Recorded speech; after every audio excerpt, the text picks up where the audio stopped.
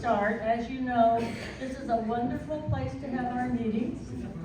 We love that they allow us to do this, but we have to get out of here with everything put away by 7 o'clock. So we pretty much have to kind of wind up about 6:30-ish or thereabouts.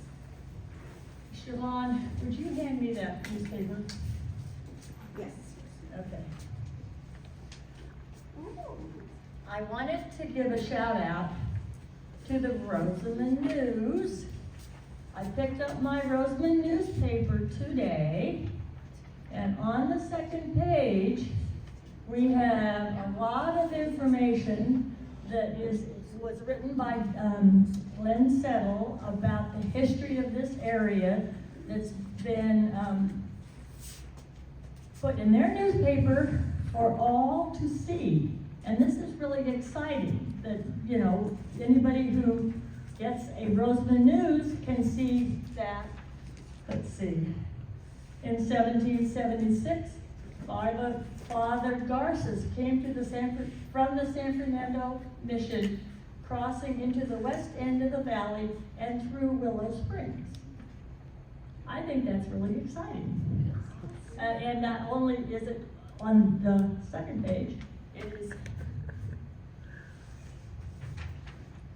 further on this page. I mean, it's just so exciting. So it's in the Rosamond News that came out January 19. So grab it. It's neat news. Or old news, but it's still pretty neat. I'm going to have to correct something that I've sort of been reminding people about. In March, we thought we were going to have to move our meeting back a week because the gentleman that was going to come could not come on the third Tuesday. And we just found out today he can't come on the fourth Tuesday either. So it looks like March is going to be regular, and poor Siobhan's gonna have to figure out, you know, if worst comes to, you know, we have some really neat videos that were done years ago. I mean, we have Glenn Settle out at the Gold Camp talking about the buildings, and we have a lot of stuff. So we might be able to fill in Siobhan if we need to. Yeah. Anyway, welcome everyone again. And so without further ado, I'm going to turn it over to Siobhan, and I'll get out of the way slowly. There you go, Siobhan. Okay, if you are not following the Rosamond Library on Facebook, they are doing a phenomenal job, and they wrote a great bio on Barbara. So I'm going to just read what they wrote because I was so impressed. And it said, Barbara Schultz has a lifelong passion for aviation and preserving its history. Her journey as an aviation historian began after a trip to South America when she decided to take on a new challenge and signed up for flying lessons. She trained at Fox Field in Lancaster, California, where she completed her final check ride for her pilot's license with Bill Barnes, son of the legendary Pancho Barnes. Following Bill's tragic death in a plane crash, Barbara inherited his and Pancho's memorabilia, an invaluable collection that has deepened her connection to aviation history. Barbara has consulted on numerous projects, including films and documentaries, and is a proud member of the 99s, the International Organization of Women Pilots, founded in 1929. Barbara was not there for the founding, just to be clear. As Amelia Earhart famously said, fly for the fun of it.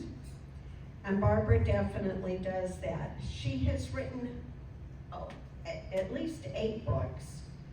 And she has tonight one on Amelia Earhart and how she financed her trip, and that is the hardback book for $25. And then she has a book on Kern County Aviation for $20 as well. And we are just so honored, Barbara, to have you. Thank you. Without further ado, I will She turn can use myself. that mic. She's not mic'd for the Oh. audience, so she needs Got that it. mic. Okay, I need this mic. all righty. Well, thank you for coming, and a lot of people, when they think about women in aviation, they immediately think about Earhart. However, there are a lot of women and there were a lot of men that laid the foundation for pilots today. I'll turn this on. So let's go back to the 1700s when the ladies wanted to do exhibitions in balloons. The balloons were tethered. Barbara, should I turn some lights out? Audience, should I turn some lights out? Okay. What am I doing? Let me turn some lights out. It just, Oh. I'm a little old and slow, and it just occurred to me I need to do this. So hold on a minute. Is that Is better? that better? Okay, that's Okay. perfect, okay. Anyway, I became the first professional woman balloonist, and thousands of people will come out to watch her in her balloon. She didn't do very much, but she set some fireworks off one time. Oh, not a good thing to do. And the balloons blew up with fires, so she was the first woman not just doing a balloon, but the first woman killed in an aviation accident. And then Mary Myers, she worked with her husband in developing balloons, and she was made the first ascent in a balloon. It took place in 1880 for a test flight with her inventor husband. The only problem that the women had in the balloons was when they landed, just my thing is falling apart here. There we go. Was they needed a proper way to land so that their bloomers wouldn't be exposed, so they landed on their back and kind of rolled over.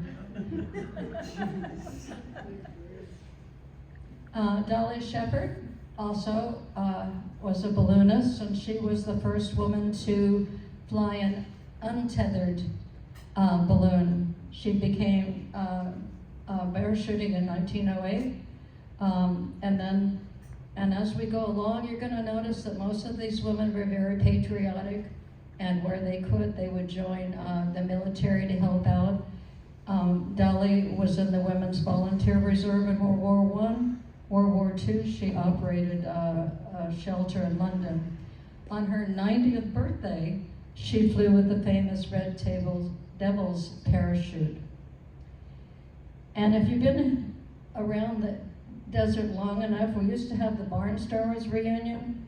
It was with the museum there, and Tiny Broderick used to come, and she was a very tiny little gal, and she became the first woman to leap from an airplane.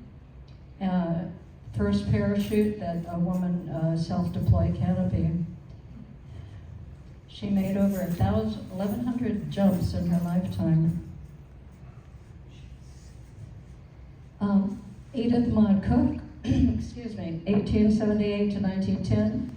She was a British parachutist, balloonist, and aviatrix. She received her pilot's license in 1910. First female pilot, reputed to have made over 300 jumps. Edith died from injuries sustained following a jump from a balloon in 1910. So, of course, it was very dangerous, and there wasn't a lot of life left, you know, when some of these gals did their aerobatics. Ramon LaRoche, beautiful woman. She was the first world's licensed pilot. She was French, and she also set the first nonstop long-distance flight, 1913, of 4 hours. That was quite something back then. In 1990, she had an altitude record of 15,700. And she also worked in the World War I as a military driver. Helen Dutray, she actually came to the United States and did a lot of stunting out of Clover Field, which is now Santa Monica. She claimed to be the first flying woman when she flew a Santos Dumont Demoiselle in 1910 in France. And she was very style conscious. There wasn't an outfit that women could really wear, but she was the first one that actually designed Parisian couture as a flying outfit. And I have a picture of the Demoiselle there that you can see how fragile these aircraft are.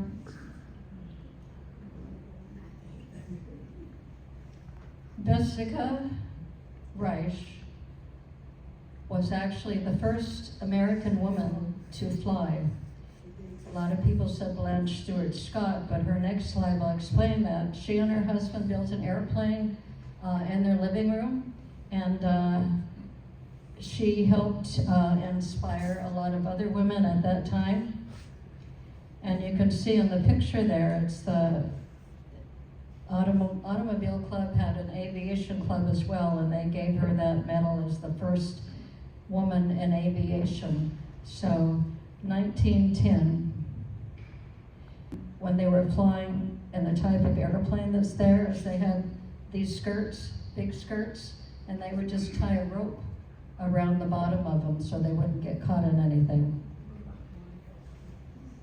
And this is Blanche Stewart Scott, which reportedly was the first woman, but she was taxiing her aircraft across the field and hit a bump and was elevated for about 5 seconds, so that doesn't really count.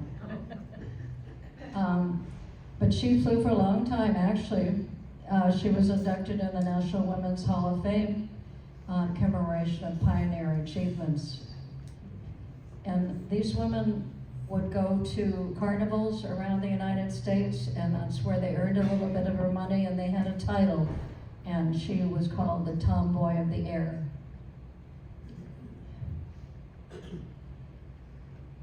Alice McKee Bryant, very interesting woman. She saw an advertisement. It says, wanted young lady to learn to fly for exhibition purposes in Palms, California.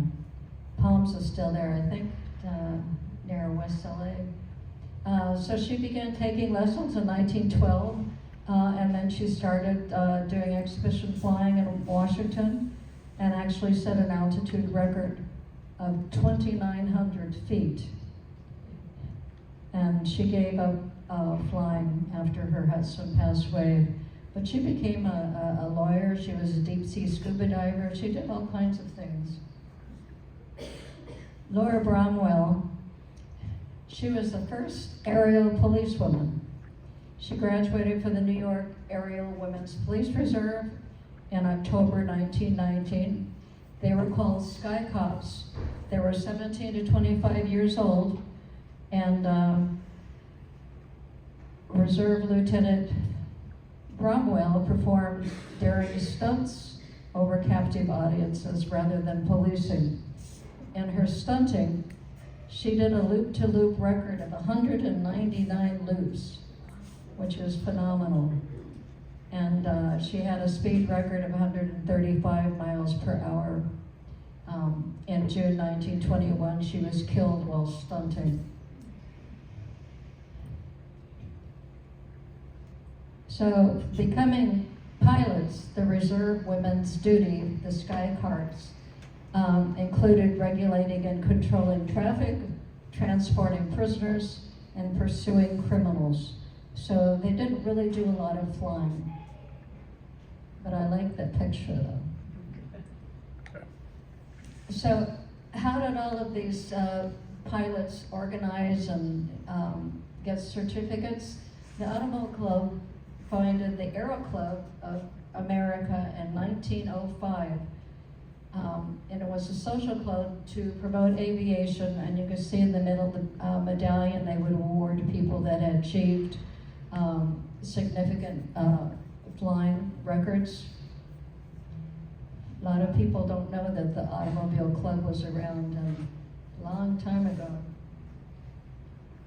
So some of the very first pilots, Harriet Quimby and Mathilde Masson, two are very good friends. They had lovely outfits that they wore. The two of them made a lot of trips to Mexico together. Julia Clark, who was actually the first woman to die in an airplane accident. And then we've got Catherine and Marjorie Stinson. Her brother was in charge of the Stinson airplane factory. Bernadette Miller, Ruth Law, and actually Catherine Stinson was the first person, man or woman, to fly an airplane over the Tehachapis in the very, very early days. So I put this up because I want you to see the kind of airplanes these people were flying in this time. This was an international meet in 1911 in Chicago Park, or Grant Park, Chicago. Very flimsy aircraft. You have a strong wind, it'll just destroy the aircraft.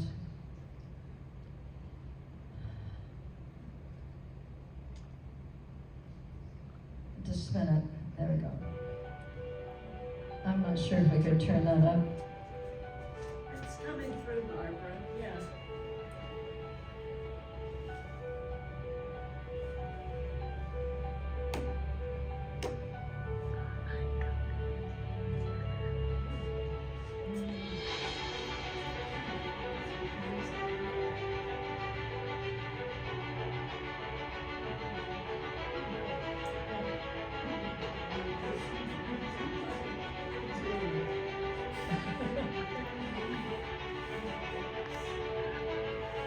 I don't think the FAA would let you do that tonight.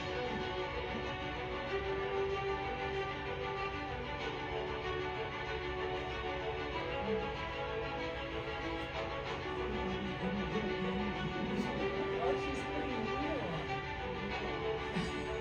She's got her tail, she put it on.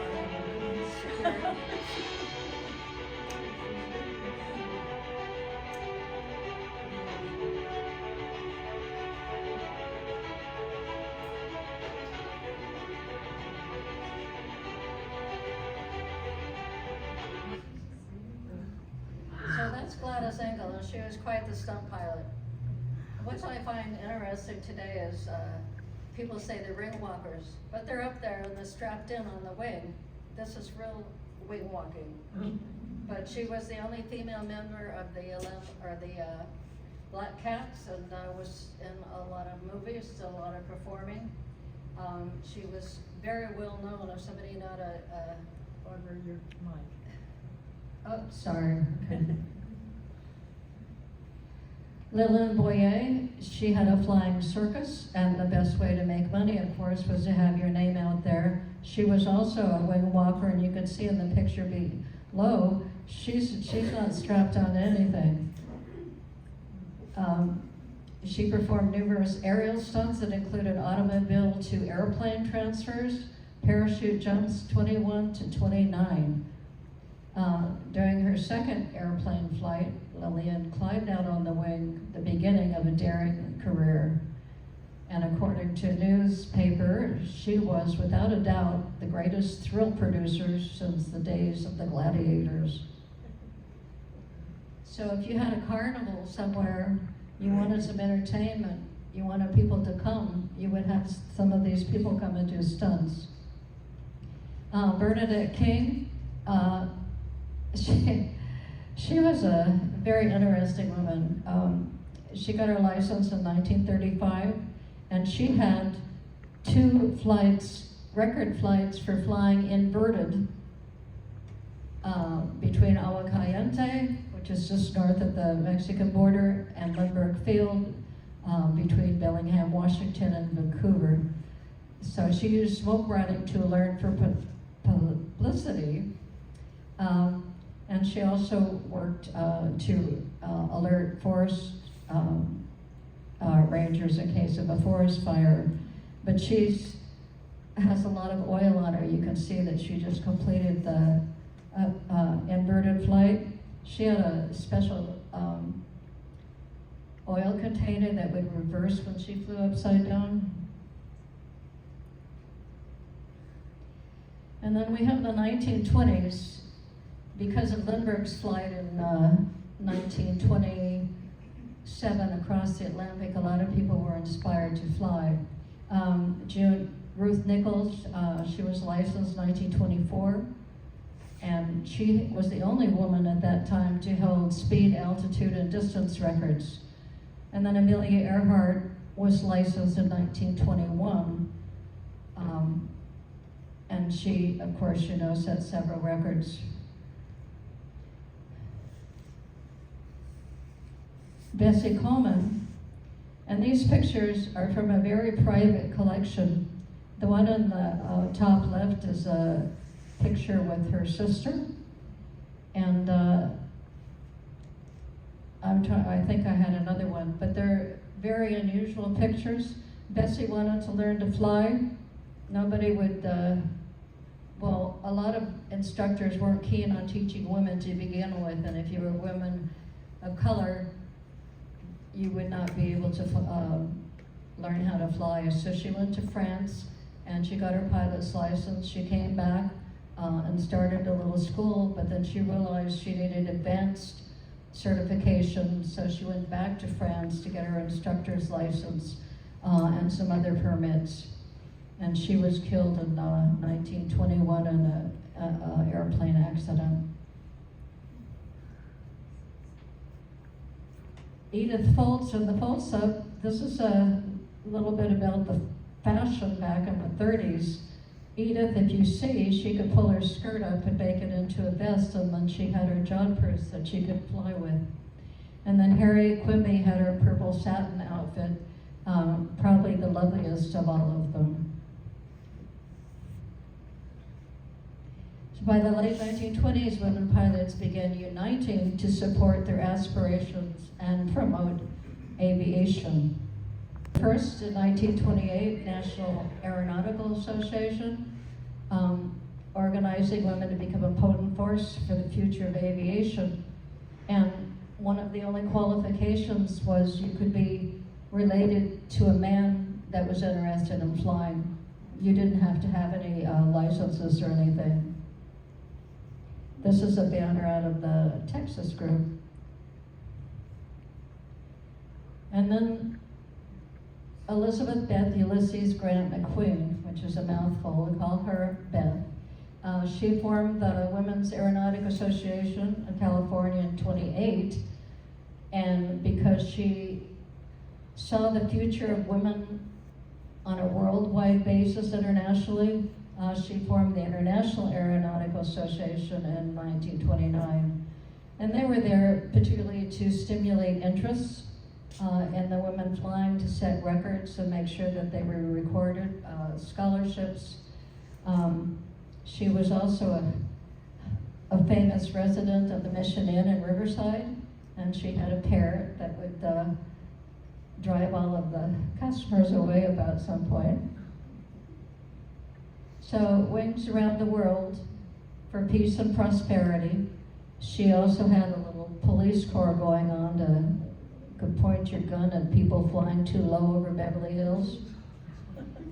And the statue there has an interesting story. It's a big sculpture, very heavy. I was at a event and the gentleman that had the house asked me if I'd like to see his aviation room, and of course I did.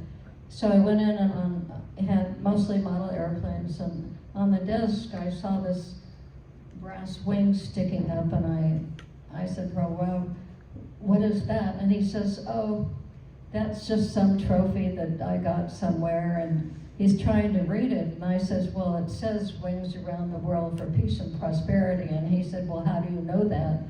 And I said, because that belonged to Beth McQueen's organization. So it's really a fantastic piece of history. But she was never a pilot. She had gone to the 1928, 29 National Air Races and saw that there were no women participating, which was her inspiration.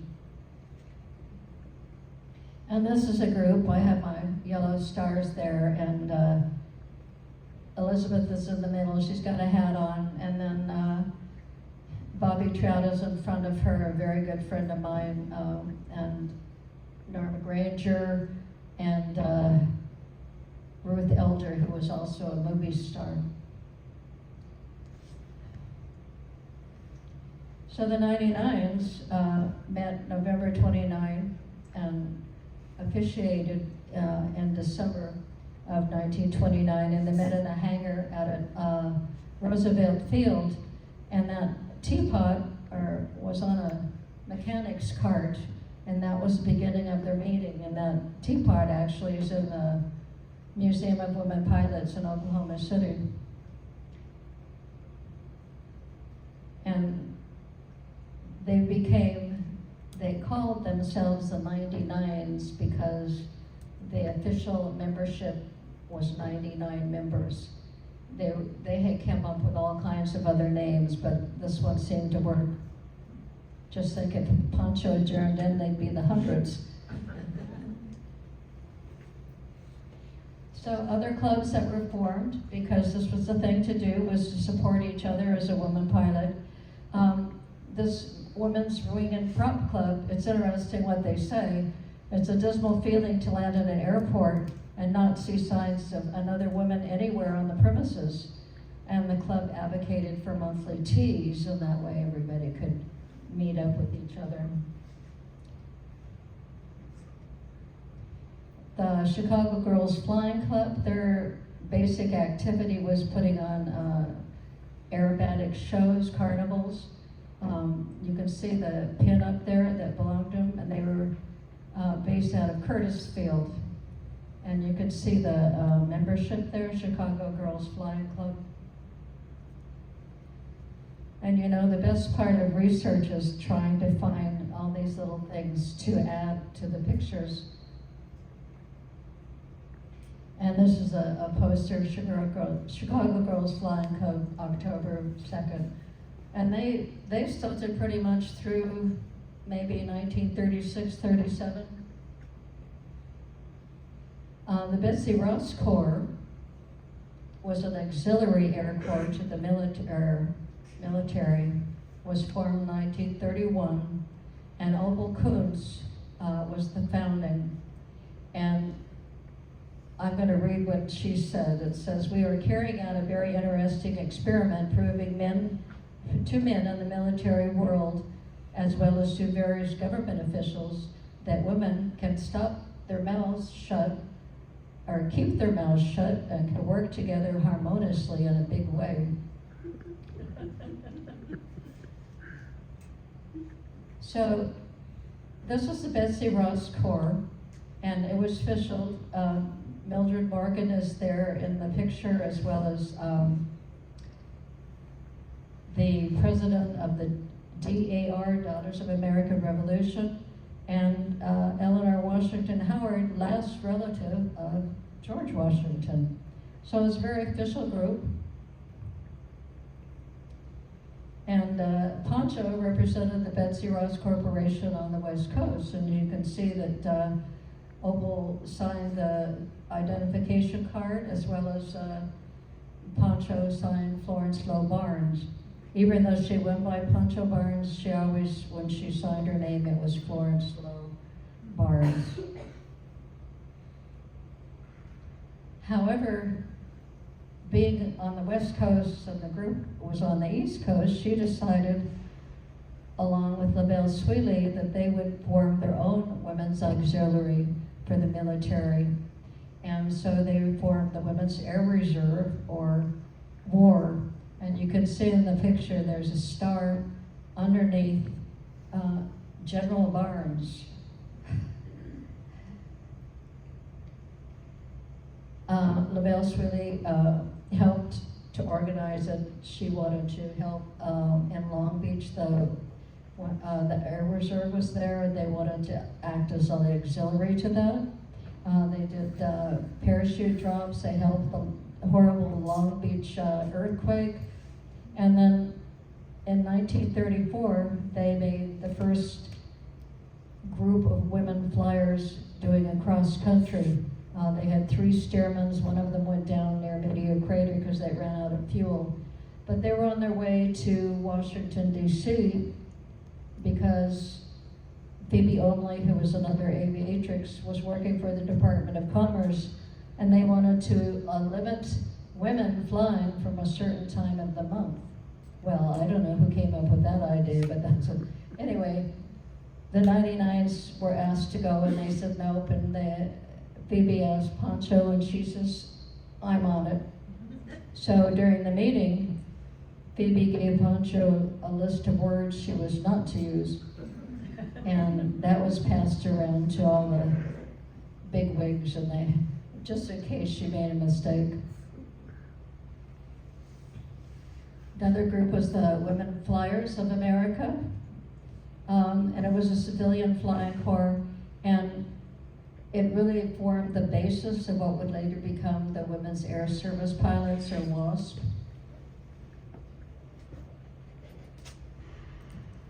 And the Tailspin Club, it really wasn't a club about pilots, but Ruth Elder, there's some real pilots up there, and then there's some actresses, but they flew across country to promote the movie Tailspin, which was the first movie involving women flying. And there's a picture.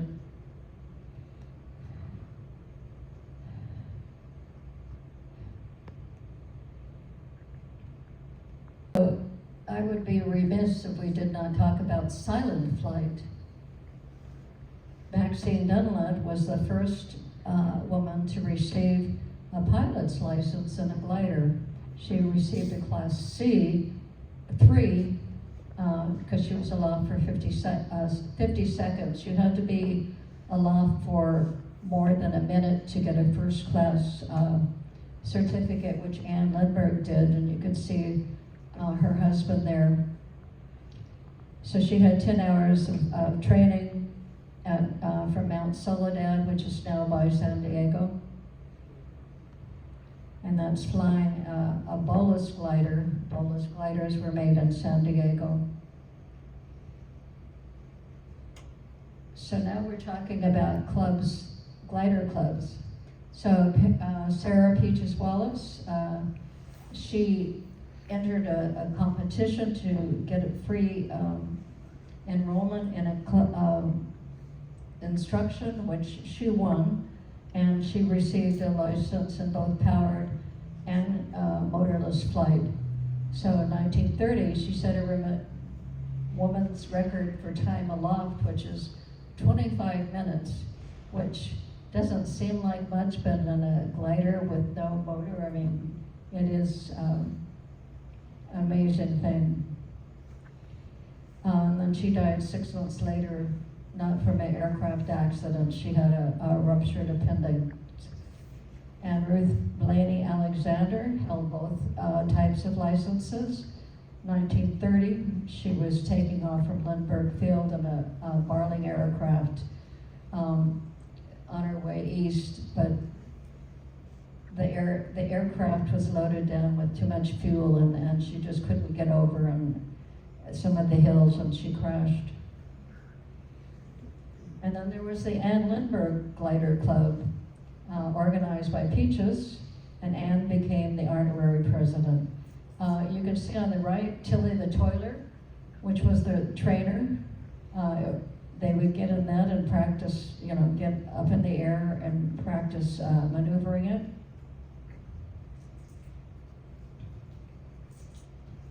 And the Goodrich Glider Club, this would have been, where were they?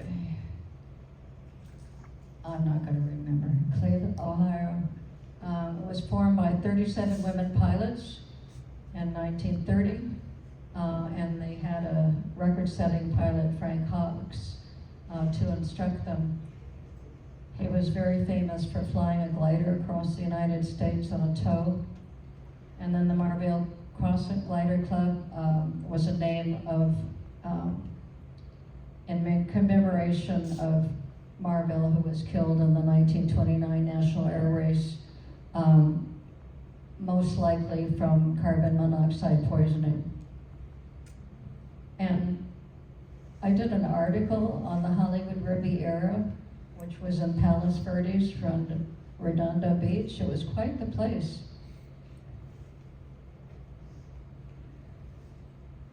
So there were many firsts in the place, the evolution of history, aviation history. Hilda Yang and Li, I can't say her name, were the first China pilots, and they flew around the United States. At that point, China was in revolution, uprising, and they were trying to get support from the United States to help out with that.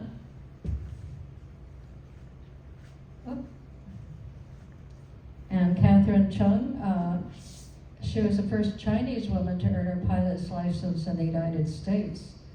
And she, with a death-defying stunts, loops, barrels, active member of the 99s.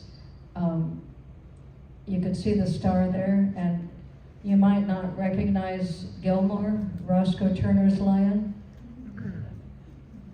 I don't think that Gilmore was flying with Turner at that time because he was much too heavy. But she gave up flying a year after she got her license because somebody had flown her airplane and crashed and was killed. Janet Bragg was the first African-American woman to enroll in the Curtiss Wright School of Aeronautics. And she actually bought the school their first airplane and helped build the school's own airfield. She was rejected from joining the WASP, Military Nurse Corps, the Civilian Piloting Program, because of her race. What a shame.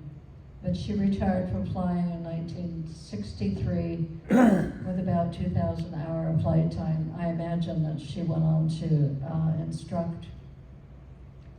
And Willa Brown Chapel also attended that school and studied aircraft maintenance and earned a aircraft mechanics license in 35, and then in 38 she got her pilot's license, commercial pilot license, the first African-American woman to earn either type of license in the United States.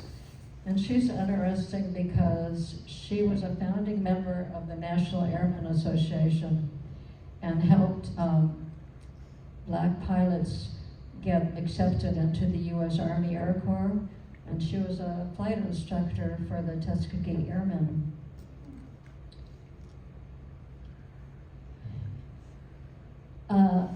Nellie Wilhite, and remember back in the 20s and the 30s, there was not a control tower that you would talk to. You had flashing lights. If you could land, you got a green light. If you had to hold, red light. Nellie was deaf. She didn't have any hearing. She became a mindstormer and specialized in flower bombing and balloon racing. And she worked as a commercial pilot carrying airmail until 1944. What was flower bombing? Margaret Perry Cooper was the first woman to own and operate their own airport in Culver City. And you can see all the people that turned out for the grand opening of it. She was really had an active role in development in the Los Angeles area.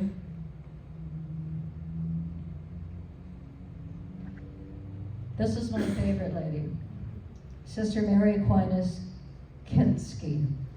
She loved aviation and she wanted to share it with her sister nuns.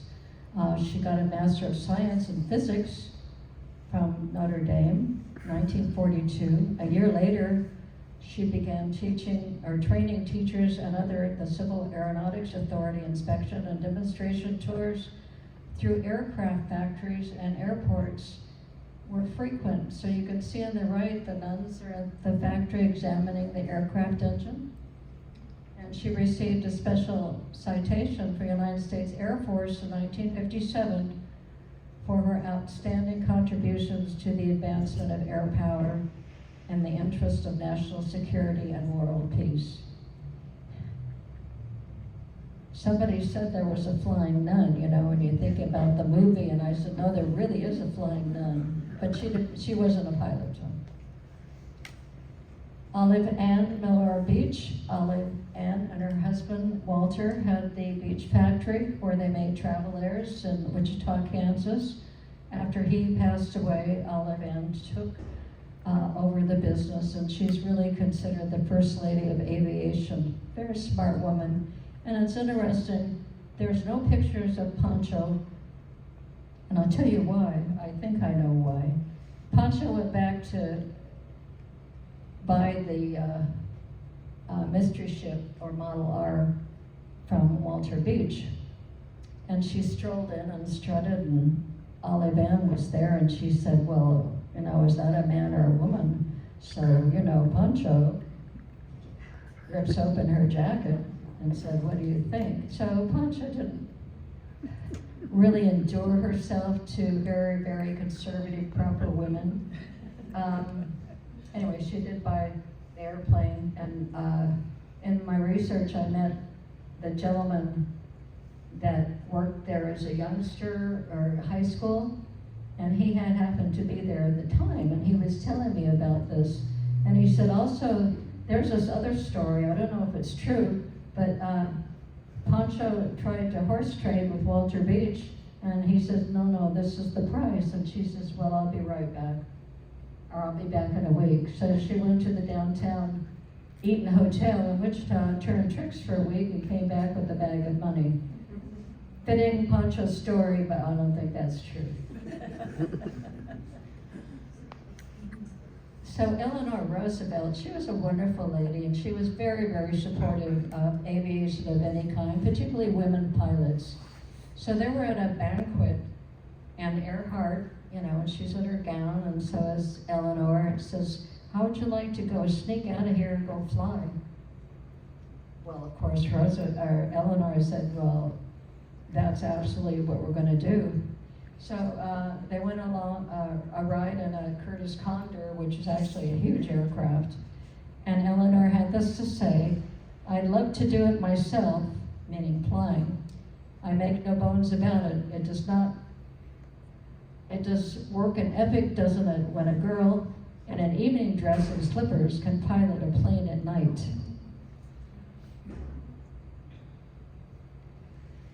Ellen Ritchie was the first woman to fly for an airline, 1934. Actually, she was only employed, I think, for about a year. And the first woman to earn an instructor's license, which was fundamental for the WEST program, so she did a lot of instructing for that. Jessica Cox, she has no arms, and she flies with her feet, and I've heard her speak, and she's absolutely an incredible person. She flies an air coupe because the controls, there are no foot pedals, the controls are all on the handheld thing. But she got her sport pilot certificate for the air coupe, rudder pedals that are connected with the ailerons through the yoke. And she also promotes a mission now, it's called Right-Footed Foundation, that disability does not mean inability. And when I heard she was going to be a speaker at one of our events, it was kind of, you know, what is she going to do? But it was an amazing presentation that she did. And Leslie Irby, a dream deferred is not a dream denied. This is another group, it's called Able Flight, and they focus on pilots that are disabled so they can actually experience flight, and they built a Sky Arrow 600 for them to use.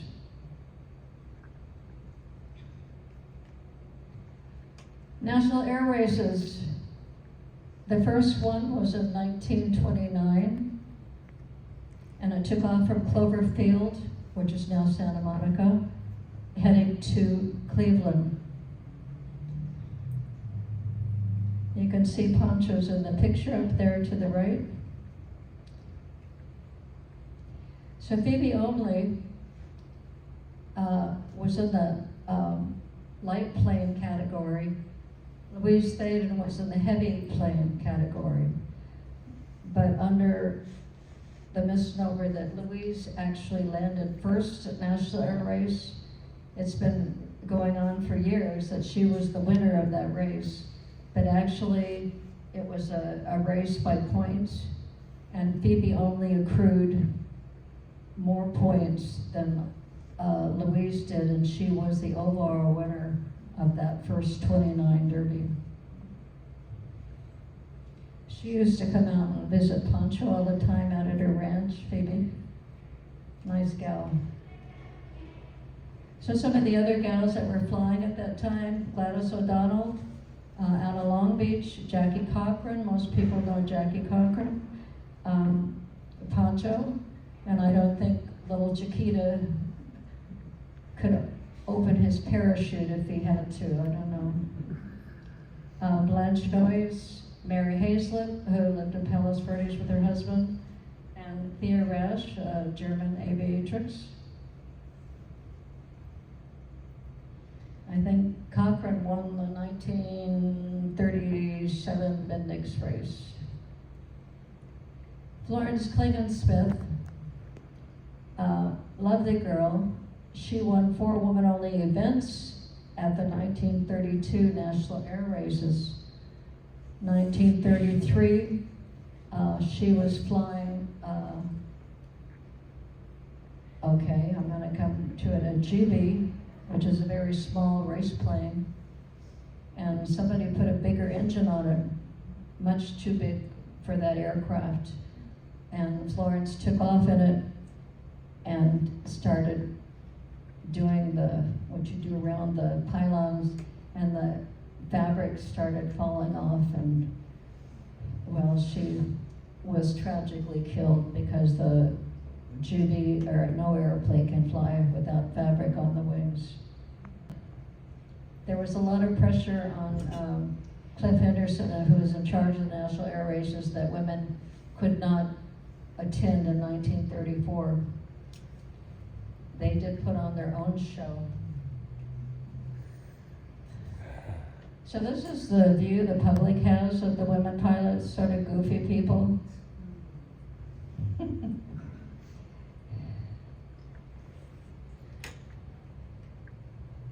And then these are some covers that have the women aviatrixes on the covers. Sheet music, since Katie, the waitress, was an aviatrix, and you know, just I don't think a lot of people were really still taking women as a genuine force in flight. And then during the war, we have the women in uniform. And they were receiving a lot more support because of the WASP program.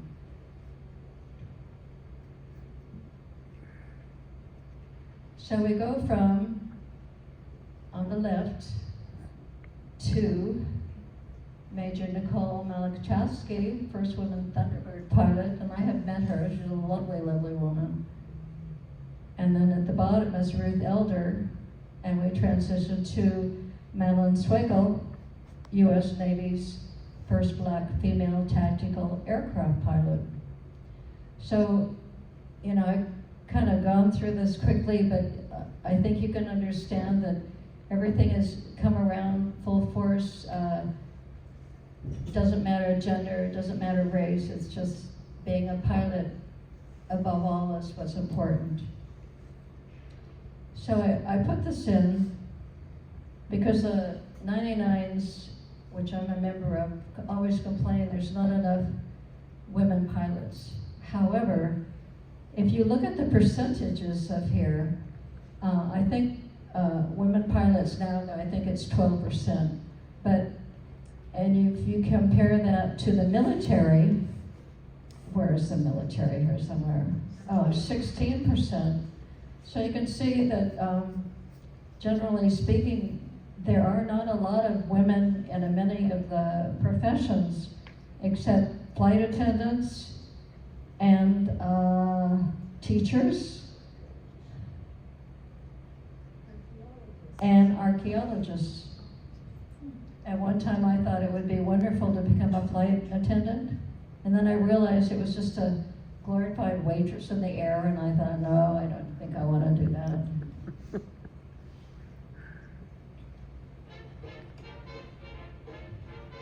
These are the ladies. I wish I could turn it up. That's Captain Chung.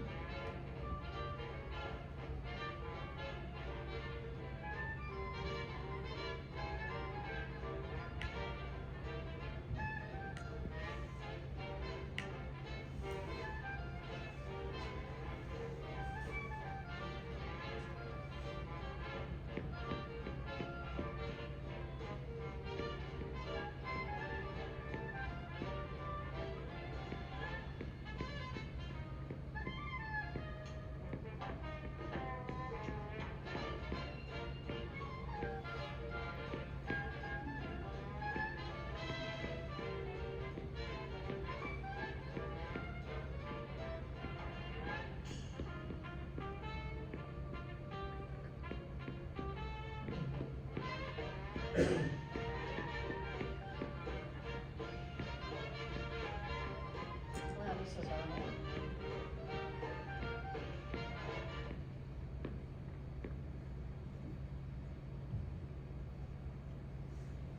And that is my last slide. I kind of went really fast because you said we had to be out of here by 7. Yes, we did it in pretty way. Let me grab my, let me get this. Do any of you, first of all, we need to say thank you to Barbara. And if any of you have any questions, I'll try to repeat them so that Barbara can respond. Are there any questions? What is flower bombing? Siobhan has a question. What is flower bombing? Where's what? Flower bombing. What is flower bombing? Yeah, here, Oh. answer. You go up in the air and you have a paper bag with flour in it and throw it out and try to get on the circle in the ground. We have done that several times out at our airport. Nobody could ever get in the circle. Any other questions? Any other questions? Barbara, I kind of have one. Oh, there is one. Yes, yes. What decade did you begin flying, Barbara? Barbara, what decade did you begin flying? The 70s. The 70s. I took an overland trip down to South America with my sister, and when I got back, the fellow I had a cabin, was cabin sitting before I left, he said he wanted to go out and learn how to fly.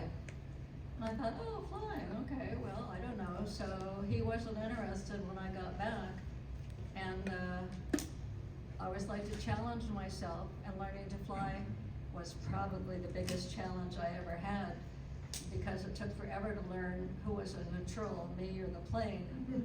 But so I got my license and met my husband, and had 2 pilot boys, and now we have our own airport. My younger son is a corporate pilot in Bakersfield. He's also a DPE, which is a designated pilot examiner, so if you want your license, you gotta get examined by a DPE. And then Scott is the chief engineer projects out at Shadow Launch. So how is it that they got into flying? I don't know. Nobody in their family No, obviously. I'm proud of my boys, so. You know, you did mention the wasps, and it just so happens when I was young, in college, taking physics, I would sneak out in the morning early and meet this gal along the side of the street in her car, and we'd try to survive the whole physics class. And she had been a WASP, and I had never heard of WASP before. So how did that whole Well, the WASP? woman, Jackie Cochran was pretty much founder of the Women's Air Service Pilots. We had 3 of them here. What is her name? Story. I can't think of her first name. Ty Killen was a good friend of mine. Babe Story was a WASP. And I attended a lot of the events with Ty, but How did most- WASP, how was it formed?